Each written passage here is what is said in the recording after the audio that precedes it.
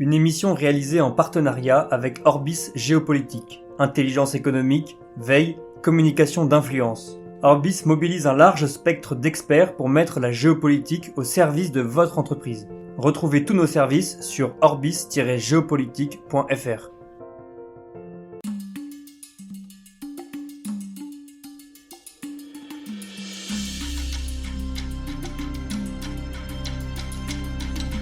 Bienvenue pour une nouvelle émission de Conflit. Merci pour votre fidélité. Vous êtes de plus en plus nombreux à vous suivre, à vous abonner également, ce dont je vous remercie. Vous pouvez retrouver l'ensemble des émissions de Conflit sur notre site internet ainsi que nos podcasts. Et c'est cette semaine notre 200e podcast. Nous avions commencé en 2016. Depuis 2019, nous avons un rythme hebdomadaire. Donc vous avez 200 émissions d'archives à retrouver sur notre site pour accompagner notamment vos vacances et vos trajets en voiture pour ceux qui partent ou qui reviennent de vacances. Et nous poursuivons cette série d'été. Une première série d'été début juillet était consacrée à la philosophie politique et notre deuxième série d'été est consacrée à l'Asie. Nous allons vous emmener dans ce continent qui est extrêmement vaste et varié. Il y a beaucoup à dire, beaucoup à faire également.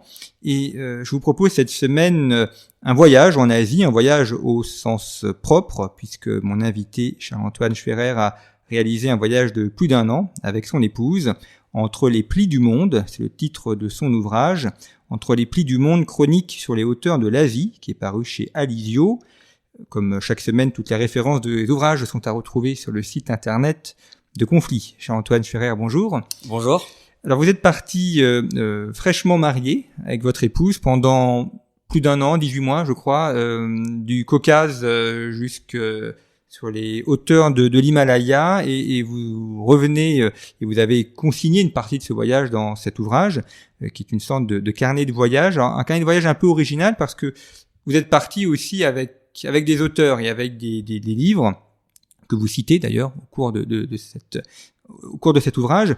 Donc on croise à la fois ce que vous avez rencontré, vos réflexions aussi sur l'Asie aujourd'hui, et puis des extraits d'auteurs. Comment vous avez choisi ces auteurs qui vous ont accompagné avant, pendant et après le voyage ?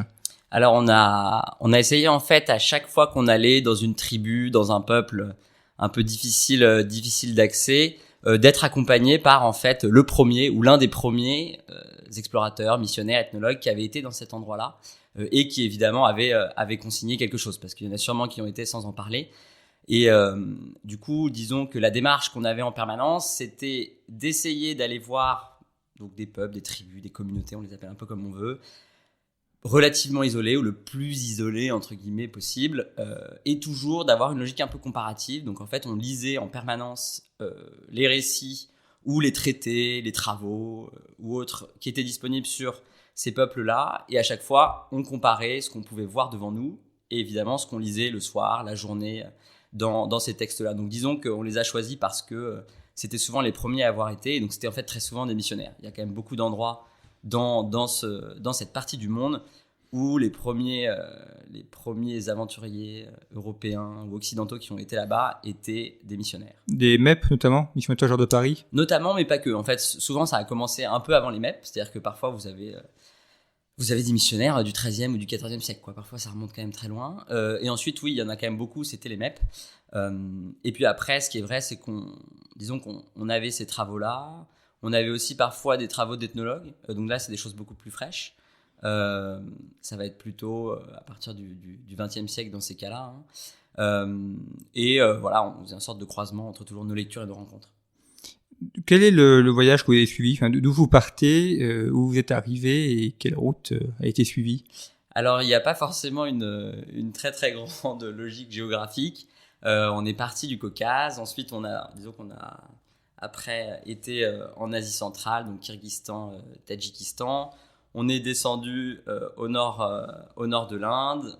Après, on peut considérer qu'on a fait une sorte de traversée d'ouest en est de l'Inde en passant par le Népal. Du coup, en Inde, il y avait vraiment 2 coins très intéressants. C'est la partie complètement nord-ouest et la partie complètement nord-est, qui ne sont pas du tout indiennes. En fait, ce n'est pas du tout des cultures hindoues. C'est beaucoup plus proche soit de culture tibétaine, soit de culture vraiment, disons, tribale, ou tibéto-birmane. Ensuite, on a été en Birmanie. On est remonté un petit peu par le nord du Vietnam et le nord du Laos. Et après, on a suivi l'ouest chinois, les parties, nord-ouest du Yunnan. Et après, on est remonté jusqu'au Xinjiang, puis en Mongolie. Et après, on n'a pas pu avoir de visa pour la Russie, donc on a pris un avion et on a fini tout ça en Iran. Voilà, et donc le trajet, c'était pas non plus une sorte de traversée toute simple. On se laissait plutôt guider par les peuples qu'on voulait aller voir au fur et à mesure du voyage.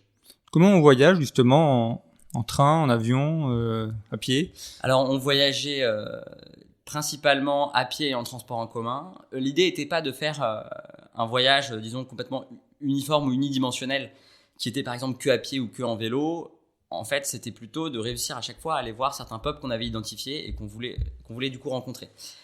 Ce qui fait qu'on utilise en fait des transports en commun jusqu'à ce qu'il n'y en ait plus. Donc en fait, disons que si vous voulez la démarche d'ensemble, quand on arrivait à un endroit, d'abord on se plongeait dans les archives ou dans les travaux qu'on avait pour identifier le ou les peuples qu'on voulait aller rencontrer. Après, souvent, à partir des derniers travaux d'ethnologues sur ce peuple-là, on découvrait la zone générale où ils étaient dans le pays. On allait vers cette zone, donc souvent jusqu'à une ville moyenne en transport en commun. Là, on essayait de trouver des renseignements pour savoir où se situaient en ce moment. C'est souvent des nomades, pas toujours, mais quand c'était des nomades, c'était ça l'enjeu. Où est-ce qu'ils avaient l'air de se situer en ce moment? Ensuite, on allait aller jusqu'au dernier village en stop ou à pied. Au dernier village, on récupérait encore des informations et puis on finissait à pied. Souvent, c'est entre 3 et 10 jours pour aller rencontrer le peuple en question. Donc, ça suppose voyager avec des livres et donc du matériel aussi, ce qui prend de la place et ce qui pèse. Alors ça, on a été sauvé par... alors, je suis pas très numérique et technologie, mais là, faut avouer qu'on est vraiment sauvé par l'existence du Kindle, quoi, d'avoir une tablette. Et du coup, en fait, on avait tout simplement toutes nos archives en ligne et puis on pouvait lire autant qu'on voulait sur notre petite tablette. Vous évoquez ces peuples. Ce qu'il y a d'intéressant à ce que vous essayez de montrer dans l'ouvrage, c'est le rapport qu'ils ont à la fois à leur culture et aussi au monde nouveau, donc au fait qu'il y a de plus en plus de personnes qui passent. Il y a aussi, ces peuples sont dans des États centrales, donc d'un côté il y a une volonté des États de centraliser et d'intégrer ces peuples qui peuvent être vus comme des dangers potentiels ou comme des sources d'irrédentisme ou de révolte, et l'autre aspect c'est aussi l'attrait de la modernité, d'une vie un peu plus agréable et facile dans les villes qu'à la campagne. Comment est-ce qu'ils font pour résister ou pour maintenir leur culture, et en même temps on peut comprendre aussi légitimement qu'ils aient envie d'avoir une vie matériellement plus agréable et confortable que ce qu'ils peuvent avoir dans des endroits très reculés. Oui, c'est vraiment l'immense tension qui a traversé toutes nos réflexions pendant l'année. C'est qu'on était donc en permanence en contact avec des communautés ou des peuples qui avaient une culture extrêmement forte et extrêmement diverse, donc des peuples avec le visage tatoué, des bambous dans le nez ou autre, ou des pratiques chamaniques très originales, ou tout simplement un mode de vie nomade, etc., etc. Enfin, à chaque fois, il y avait vraiment des identités extrêmement fortes. Et il y avait en effet une double tension. La première, c'est la tension, disons, des politiques publiques, qui est que dans les grands pays, type Inde, Chine, Birmanie, vous avez une politique centralisatrice et d'uniformisation culturelle qui est absolument phénoménale, enfin, qui est extrêmement, extrêmement forte. Ça passe notamment par l'école. Et ça qui est très intéressant, c'est que nous, dans notre culture française, on a une vision un peu incontestable de l'école. Enfin, c'est-à-dire qu'en tout cas, moi, j'étais parti de cette année de voyage. J'étais parti pour cette année de voyage sans question spécifique sur l'effet de l'école, quoi. Et pour nous, c'est un peu vu comme un bien général. En tout cas, il n'y a pas forcément beaucoup de débats sur est-ce que l'école a trop d'impact ou autre, quoi. Et là, vraiment, dans tous les endroits où on a été, c'était toujours vu comme l'une des menaces principales de la part des anciens. Donc, dès que vous discutez avec une personne âgée, elle vous explique tout de suite que la menace pour la culture et pour la tribu, c'est l'école, parce que du coup, évidemment, les enfants, ils apprennent la langue majoritaire.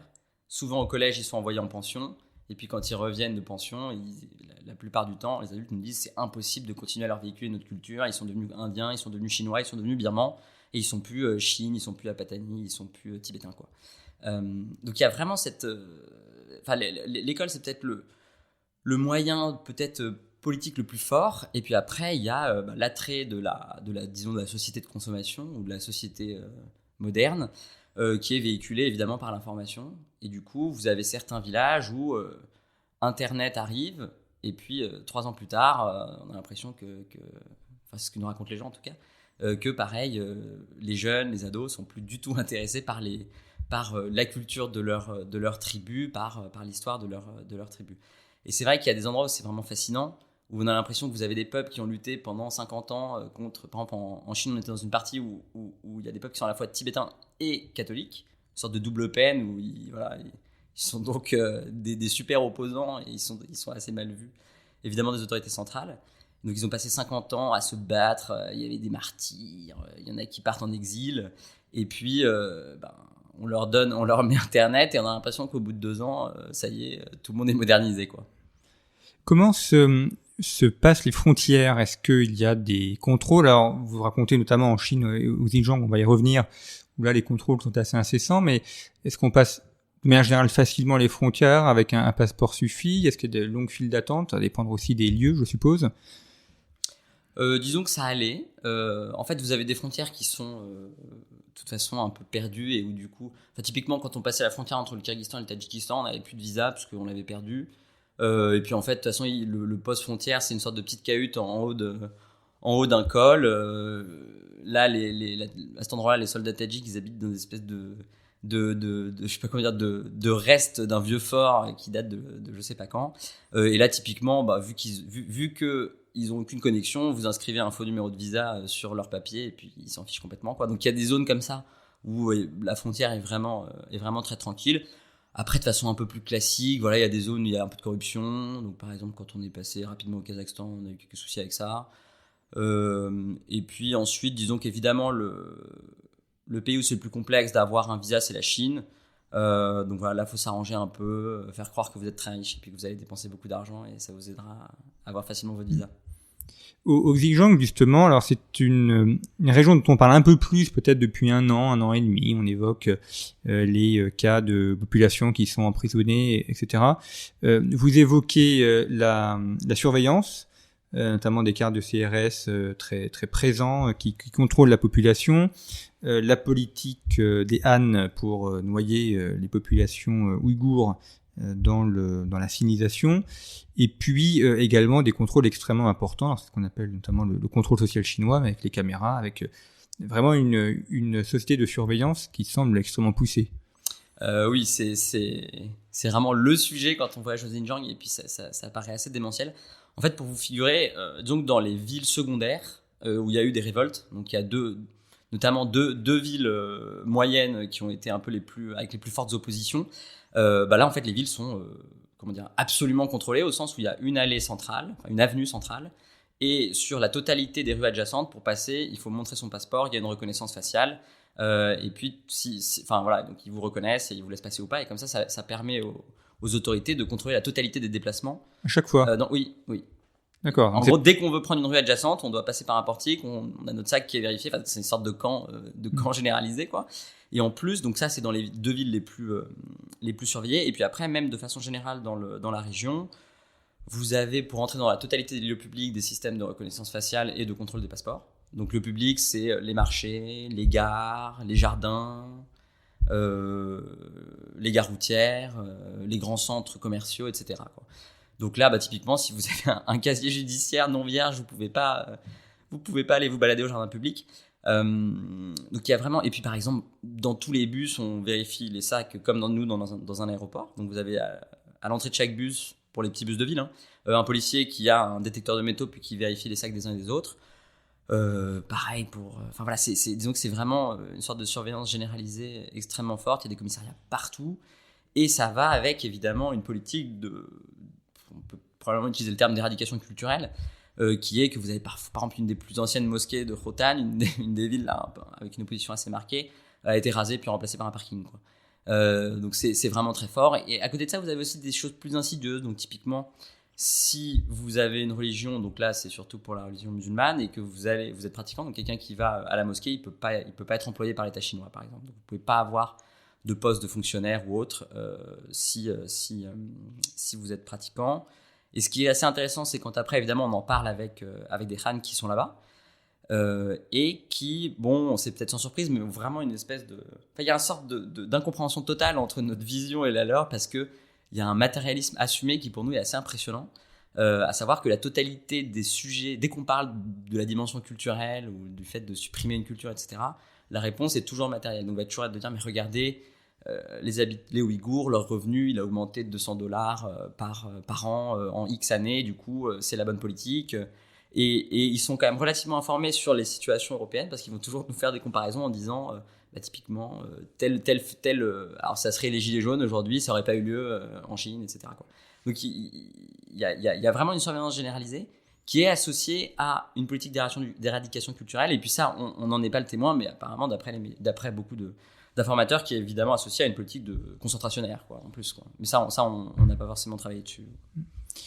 Et donc, en tant que Français, vous êtes plus facilement repérable, donc vous êtes senti surveillé ou il y avait alors, policiers chargés de...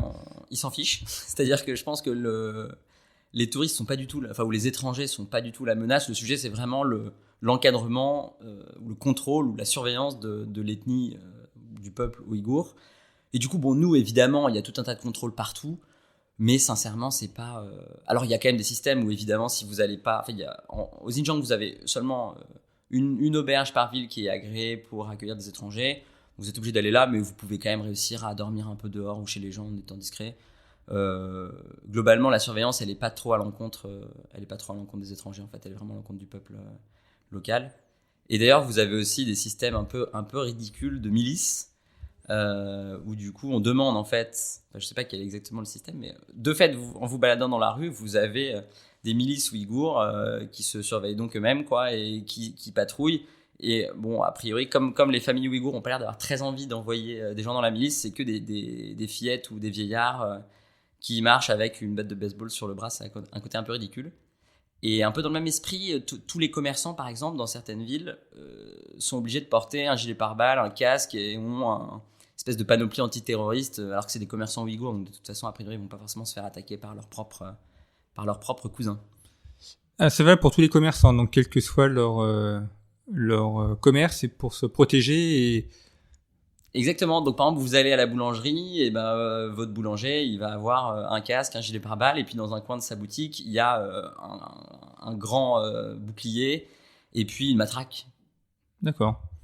Donc, ils sont prêts à affronter émeute ou attentat. À s'affronter eux-mêmes, surtout. C'est ça qui est un peu ridicule. Et vous pouvez avoir une vieille grand-mère qui vous sert de la soupe avec un casque trop grand qui lui cache le visage. Enfin, c'est un côté aussi un peu lunaire, quoi. Donc, il y a à la fois un côté ridicule, c'est-à-dire que vraiment, ces espèces de fausses milices où c'est des vieillards qui patrouillent, c'est absolument ridicule.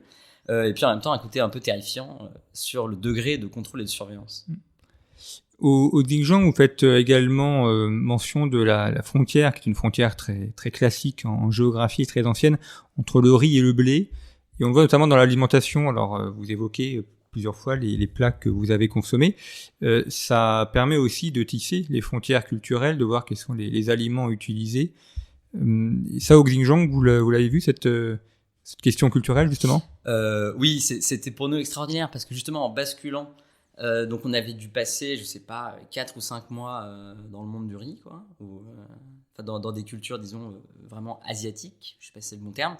Et en arrivant au Xinjiang, donc on arrive en train de nuit, on traverse un désert, et puis en arrivant le matin, ça y est, j'ai presque dire c'est l'Europe, quoi, au sens où vous avez des faciès complètement différents, beaucoup plus métissés. Il va y avoir des yeux bleus, il va y avoir des gens avec des visages beaucoup plus clairs, des formes de visage indo-européennes, quoi.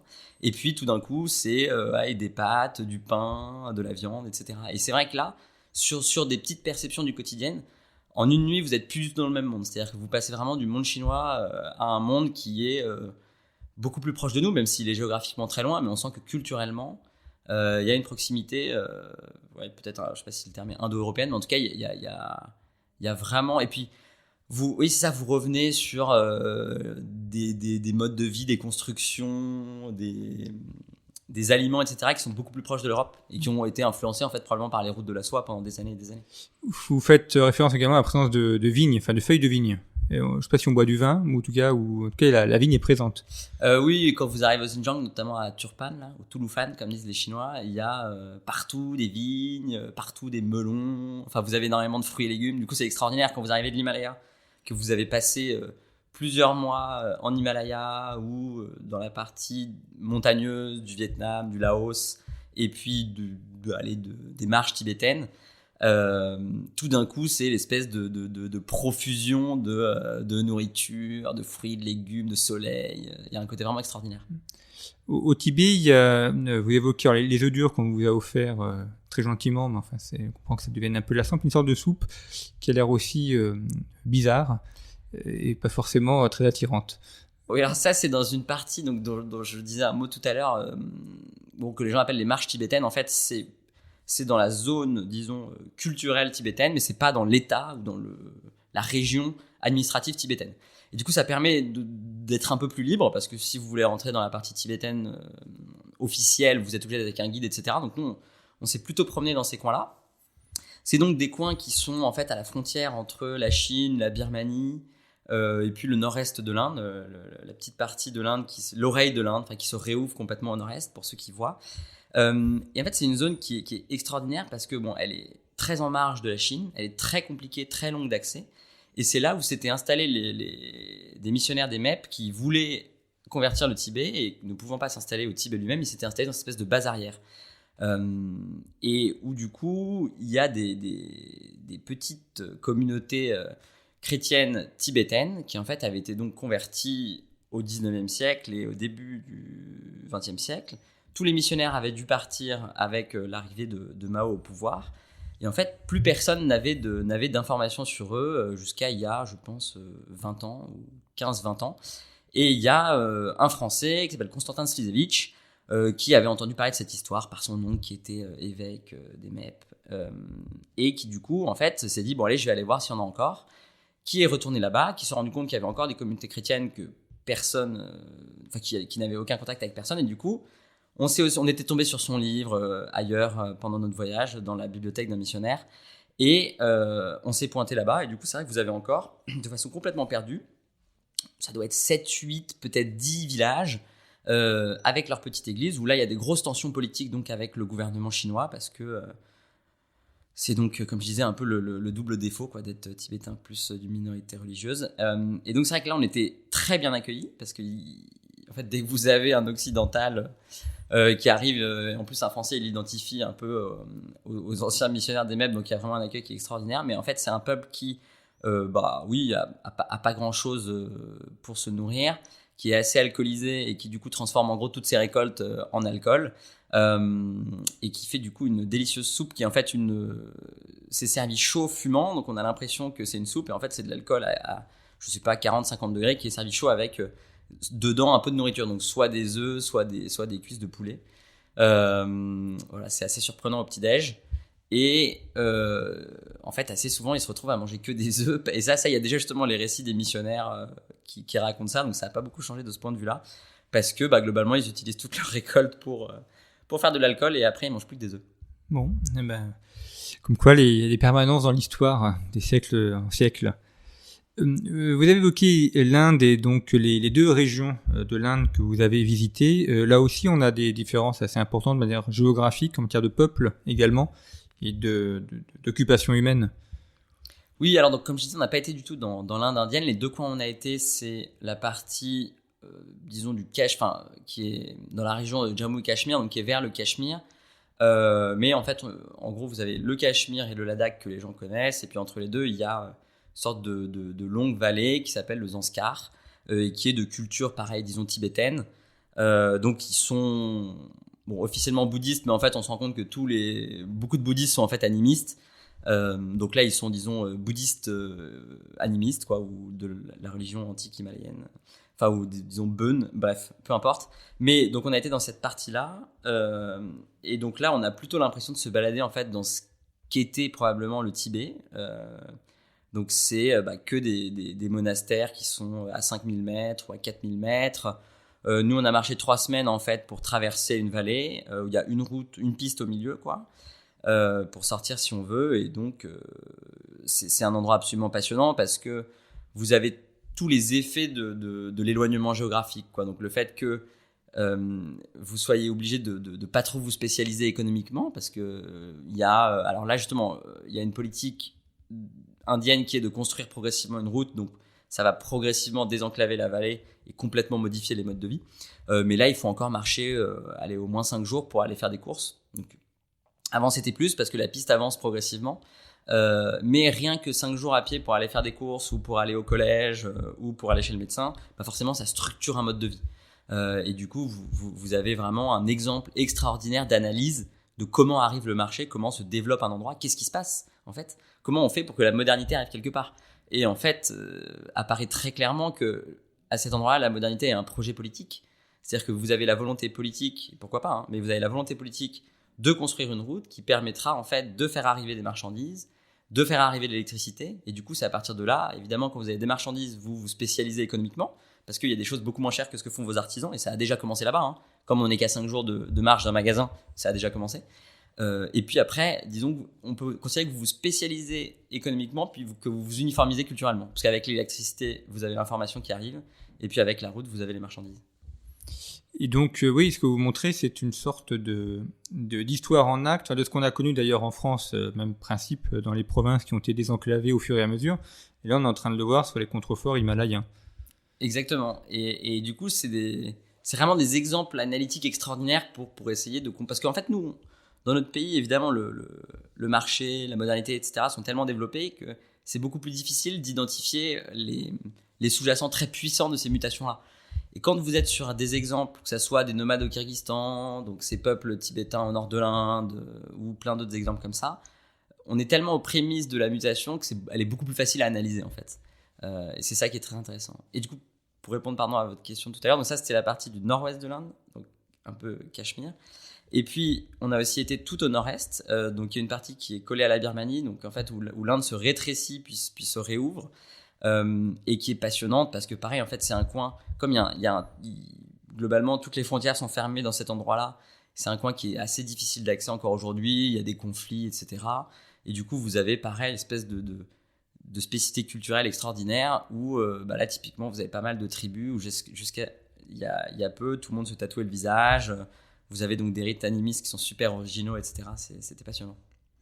Et ces populations, comment sont-elles perçues par le pouvoir central ? Est-ce qu'il y a une volonté de les intégrer par peur d'indépendantisme ou est-ce qu'on les laisse tranquilles et que la capitale ne regarde pas trop ? Ah oui, il y a une volonté claire d'intégration, d'uniformisation, en tout cas d'intégration. Typiquement sur les peuples là, du nord-est, on a notamment été dans un peuple qui s'appelle les Zapatani. Et encore une fois, eux... En fait, disons qu'il y a plusieurs aspects dans l'intégration, mais il y a eu 2 choses très fortes. C'est le fait d'aller au collège, parce qu'en fait, l'école était sur place, donc à la limite, l'école, la tribu restait en telle, mais au moment d'aller au collège, les jeunes étaient envoyés à la ville. Et donc, typiquement, le fait d'avoir des tatouages faciaux, ça faisait, en gros, ils se faisaient traiter de barbares et de sauvages par tout le monde. Et en fait, ils ont arrêté typiquement cette pratique à cause de ça. Parce qu'ils se disaient, quand nos filles vont au collège, ça se passe pas bien à cause de ça, arrêtons. Puis en plus, là, typiquement sur cette tradition-là, maintenant c'est interdit. Mais donc, vous avez ça. Après, il y a aussi des enjeux militaires. C'est-à-dire que pour l'Inde, il y a des enjeux de maîtrise de ses marges et de tension avec les voisins. Donc en plus, il y a cet aspect-là.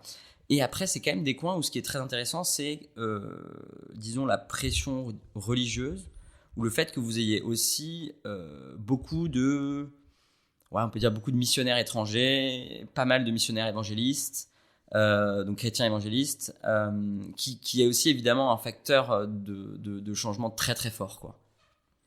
Et donc cette présence christianisation notamment entre aussi en conflit avec les cultures qui sont présentes. On peut supposer que s'il y a changement de religion, il y a aussi changement culturel, donc changement de mode de vie. Exactement. Et en fait, ce qui était très intéressant là-dessus, c'était la variété extrême des pratiques. C'est-à-dire qu'entre les différents missionnaires que nous, on a pu voir, ou les différentes tribus qui ont été converties, soit au catholicisme, soit à différentes églises chrétiennes, il y avait vraiment de tout et rien. C'est-à-dire que vous avez parfois des politiques de la part des missionnaires qui sont d'essayer de raser la culture. Alors ça semble être le pire entre guillemets avec les baptistes, mais vous avez aussi des missionnaires catholiques qui font ça, où là il y a une volonté d'embrasser la modernité dans un sens total et considérer que c'est à la fois un mode de vie, une façon de travailler et puis une religion. Là-dessus, vous avez un bouquin d'un anthropologue qui s'appelle Maurice Gaullier qui s'intitule « Suivre Jésus et faire du business ». Et en fait, c'est simplement... Donc lui, il travaillait en Océanie, mais il avait demandé une fois à un papou avec lequel il travaillait, enfin un barouya, avec lequel il travaillait pour lui qu'est-ce qu'était la modernité, et l'autre lui avait dit tu sais très bien ce que c'est la modernité, Maurice, c'est suivre Jésus et c'est faire du business. Donc c'est vraiment les deux. Il y avait, dans cette logique, vous avez la conversion religieuse et puis vous avez la conversion économique, quoi. Donc parfois vous avez ces exemples-là, et puis parfois il y a des syncrétismes qui font que la culture semble réussir à survivre, alors qu'on pourrait imaginer que quand on enlève le sous-jacent intellectuel, à savoir le fait d'avoir une pensée purement animiste, est-ce qu'on continue à faire les rites, il y a des coins où en tout cas vous avez vraiment un espèce de mélange entre le christianisme et l'animisme, notamment en Birmanie où on y a été quand le pape François était là, et rien que visuellement vous aviez toutes les ethnies étaient avec leur tenue traditionnelle, donc déjà rien que ça c'était un fait. Et ensuite quand on a été dans certaines marches birmanes, vous avez des endroits passionnants où les gens se disent mixtes, c'est-à-dire que par exemple vous croisez un chaman avec une croix, donc vous lui demandez t'es animiste ou t'es chrétien, et il nous dit mixte. Quand j'ai un petit problème, je fais intervenir l'esprit de ma grand-mère ou l'esprit d'un lieu, et puis quand j'ai un très gros problème, je fais intervenir l'Esprit Saint, quoi. Mais ce changement de religion et l'intégration de la religion économique, c'est quelque chose qu'on a aussi déjà vu dans l'histoire. Je pense notamment à l'expansion de l'islam, où pour beaucoup de populations, notamment sud de l'Inde et asiatique, Indonésie ou Malaisie, la conversion à l'islam était une manière aussi de s'intégrer dans cet espace économique marchand, ce qui explique d'ailleurs en partie l'expansion de l'islam dans le monde asiatique. Donc on voit aussi comment la question culturelle n'est pas que culturelle, elle est aussi économique, ou elle est aussi d'intégration dans un espace d'échange politique ou de marché qui est beaucoup plus grand. Oui, et il y a toujours des débats sur les raisons de ces conversions. Par exemple, en Inde, on avait beaucoup de retours comme quoi c'était les intouchables qui se convertissaient le plus à d'autres types de religions. Là, vous pouvez considérer qu'il y a évidemment un intérêt matériel et politique. Vous avez aussi des coins, typiquement là, dans les marches tibétaines dont on parlait tout à l'heure, où, en fait, historiquement, quand il y avait un lien entre l'endettement et la dépendance politique. Et quand, en fait, les villages se convertissaient au christianisme, au début, les missionnaires remboursaient les dettes du village. Donc, vous avez eu des exemples de villages qui sont tous convertis. Comme ça, on a remboursé toutes leurs dettes et puis après, ils sont déconvertis. Enfin, je sais pas quel est le bon terme, mais en tout cas, ils sont revenus à leur religion originelle. Et puis là, aujourd'hui, vous avez aussi pas mal d'endroits où les gens considèrent que leurs camarades veulent plus forcément être animistes parce que c'est très coûteux, parce que vous avez tout un tas de sacrifices d'animaux qui sont assez coûteux pendant les événements, etc. Et du coup, assez souvent, en effet, on entend parler de motivation, disons, plus matérielle. Du fait d'imbrication, et c'est logique, entre le spirituel et le matériel, c'est pas absurde. Ouais. Alors on va terminer cette émission en allant vers l'ancien espace indo-chinois français, Laos, Vietnam, où vous êtes passé aussi. C'est pas la fin de votre voyage, mais c'est un moment où vous êtes passé. Le Laos est un des pays peut-être les plus enclavés, alors déjà physiquement enclavé puisqu'il n'a pas d'accès à la mer contrairement à ses voisins, mais c'est aussi un pays dont on parle assez peu et qui n'est pas dans les grands espaces chinois ou indiens. Comment est-ce que qu'est-ce que vous avez pu voir sur place de cet enclavement laotien et du rapport aussi avec les populations locales? Alors, le Laos, ce qui est extraordinaire, c'est qu'on a l'impression qu'ils sont vraiment absolument hors du temps. C'est pas juste une impression de touristes qui passent ou autre, mais moi j'avais fait en fait un stage à l'ambassade de France au Laos, du coup ça devait être il y a 10 ans maintenant, et donc j'y suis retourné là il y a 3 ans pour ce voyage. Et ce qui était extraordinaire par rapport à plein d'endroits où on avait été 5 ans avant, 7 ans avant, 8 ans avant, il y a une espèce d'inchangé qui est magique. Et c'est-à-dire que dans la capitale, par exemple, vous aviez le même mendiant au même endroit que 7 ans plus tôt, quoi. Moi, j'avais fait un travail en fait à l'époque sur la prostitution à Vientiane, et typiquement dans les bars en question, vous y retournez, il y a près de la moitié des femmes qui n'ont pas changé. Enfin, il y a une espèce de permanence, comme si tous les changements du monde leur passaient complètement au-dessus de la tête. Et du coup, vous avez ça qui est très intéressant. Ce qui est très intéressant, c'est quand vous le reliez évidemment avec des récits historiques des explorateurs qui y étaient et qui ont exactement la même impression au 19e. Et donc, qui vous expliquent qu'ils ont l'impression que les Laotiens, ils sont super tranquilles, qu'ils ne travaillent pas, etc. Et là-dessus, il y a vraiment une espèce de sagesse qui est assez étonnante. Donc, typiquement, vous arrivez dans un restaurant et la personne a pas envie de travailler, a pas envie de vous servir, elle soupire puis elle vous demande d'aller dans celui d'en face, quoi. Moi je connaissais bien plusieurs personnes qui dirigeaient des hôtels au Laos, et dès qu'en fait leurs employés avaient accumulé assez d'argent, ils partaient, et puis ils revenaient un an plus tard, une fois que quand ils avaient accumulé assez d'argent pour vivre tranquille pendant un an, ils partaient puis ils revenaient après. Donc il n'y a aucune accumulation, par exemple. Et puis si on les augmente, ils partent encore plus vite parce qu'ils ont atteint encore plus tôt le capital dont ils ont besoin pour ne pas travailler pendant un an. Donc il y a cette espèce de fonctionnement hyper étrange, hyper original. En même temps, c'est un régime très très dur. C'est-à-dire que ça se voit assez peu pour les gens qui passent rapidement, mais le peu d'opposants sont enfermés. Il y avait un opposant un peu militant sur des sujets d'expropriation, etc. Il a disparu il y a quelques années. Il y a un tout petit groupe de rebelles laotiens qui date de hyper longtemps, de la guerre du Vietnam, je crois, qui sont dans une jungle qui est complètement inaccessible et qui avaient envoyé un appel au secours il y a un an ou deux en disant qu'ils allaient bientôt être exterminés. Enfin, en fait, c'est un régime extrêmement dur, avec une population très tranquille. Du coup, ça se voit pas forcément, mais de ce point de vue-là, c'est passionnant. Et ce qui est très intéressant, c'est que vous aviez, ça devait être au 19e, un explorateur qui a expliqué que les Laotiens, en gros, avaient un peu réduit en esclavage certaines tribus, et puis qu'il avait bien peur que ça soit pareil de la part d'un voisin envers le Laos, vu à quel point les Laotiens étaient déjà tranquilles à l'époque. Et c'est quand même plus ou moins ce qui est en train de se passer avec la Chine, qui on peut considérer qu'il prend vraiment possession des lieux, qui prend possession de beaucoup de réseaux économiques, et qui est en train de construire surtout un TGV en fait, entre Kunming et Vientiane, donc entre une grande ville du sud de la Chine et la capitale laotienne. Et on peut quand même considérer que le jour où il y aura un TGV qui reliera le pays à la Chine, globalement le pays sera intégré quasiment totalement à l'espace chinois. Le voisin vietnamien, lui, c'est complètement l'inverse, c'est extrêmement de profusion, d'activité, de développement aussi. Oui, il y a une espèce de dynamisme qui n'a rien à voir entre le Laos et le Vietnam. Après, ce qui est quand même intéressant d'un point de vue plus ethnologique dans ces deux pays-là, c'est que quand vous allez dans les montagnes, vous avez encore beaucoup d'ethnies qui portent leurs costumes, qui ont l'air d'être très fiers de leur spécificité culturelle. Et ça, au Vietnam, c'est super intéressant. Parce que, a priori, il y a eu une politique de promotion de la diversité culturelle, probablement pour des raisons touristiques, mais qui fait que l'uniformisation qu'on voit, par exemple, en Inde ou en Chine, elle n'a pas forcément lieu au Vietnam, parce que voilà, vous avez tout un tas d'endroits où les gens portent leurs tenues. Alors, c'est des tenues qu'on modernise, c'est des tenues qu'on rend plus simples. Les petits groupes ethniques se dissolvent dans les grands. Les motivations évidemment changent, hein, c'est-à-dire que c'est peut-être un peu moins de la fierté ou de l'habitude culturelle et un peu plus du calcul politico-économique, quoi, le fait d'assumer ses spécificités. Mais là, il y a des trucs culturels et économiques qui sont super intéressants dans ces zones. Et puis, vous évoquiez l'intégration du Laos dans la Chine. En fait, c'est un petit peu, ce qu'on voit à travers votre ouvrage, c'est qu'il y a une sorte d'expansion chinoise, alors à la fois à l'intérieur de leurs frontières, notamment au Xinjiang, mais aussi à l'égard de ses voisins. On a l'impression d'une dilatation de l'espace chinois qui fait usage notamment des infrastructures de la route de la soie et autres pour s'approprier les pays, en faire des sortes de protectorats, pas des colonies parce qu'elles ne sont pas envahies, ils restent indépendants, politiquement indépendants, mais en tout cas ils sont intégrés au vaste espace chinois. Oui, c'est le grand sujet partout, hein, les gens en parlent énormément. En Birmanie, ils se plaignent beaucoup de ça. Donc au Laos, c'est vraiment visuel.